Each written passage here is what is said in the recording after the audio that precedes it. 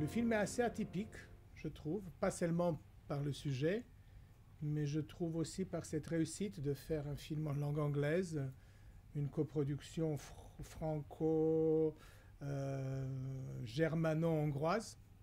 C'est assez étrange, parce que je pense que si ce film était fait en langue hongroise, ou même en langue allemande, ou en français, c'était pas la même chose, parce que l'audience, même si elle est tout petite pour un sujet comme ça, je pense que on est plus habitué que la langue de convention est anglais.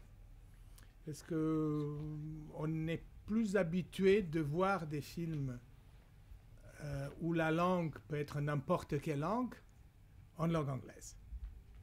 Et je pense que là, nous on avait produit un film qui s'appelait Train de vie, qui est un film qui se passe dans un shtetl, et ils nous ont demandé pourquoi vous ne le tournez pas en yiddish.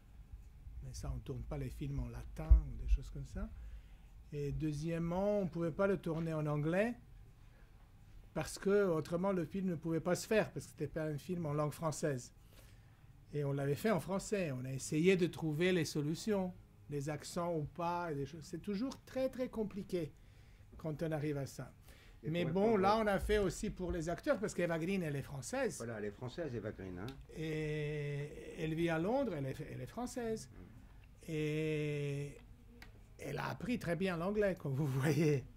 Et il y avait un petit peu de doublage pour les garçons, pour le garçon.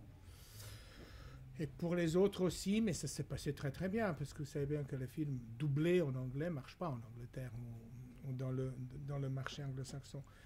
Mais la question, ça ne se posait pas du tout, parce que quand j'ai rencontré Benedek encore en 2007, c'était encore un scénario qui était en développement. La discussion sur la langue, moi je trouvais que c'était pas mal de le faire en anglais. Mais c'est très compliqué le choix des langues, parce qu'on avait fait un film avec un cinéaste africain du Burkina Faso, qui s'appelait Idrissa Ouedraogo. Le film s'appelait Kenny Adams, et Idrissa voulait vraiment ne plus être un réalisateur africain, il voulait être un réalisateur point la ligne, comme Radoumia Ileanu. Il voulait plus être un réalisateur roumain, mais un réalisateur point la ligne. Et donc on avait décidé de le faire en anglais.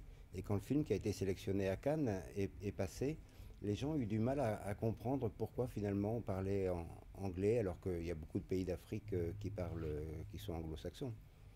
Donc le choix de la langue est toujours compliqué dans nos coproductions qu'on fait, et qui sont toujours des coproductions très compliquées à faire parce qu'elles réunissent plusieurs pays. On a toujours ce problème de choix de langue.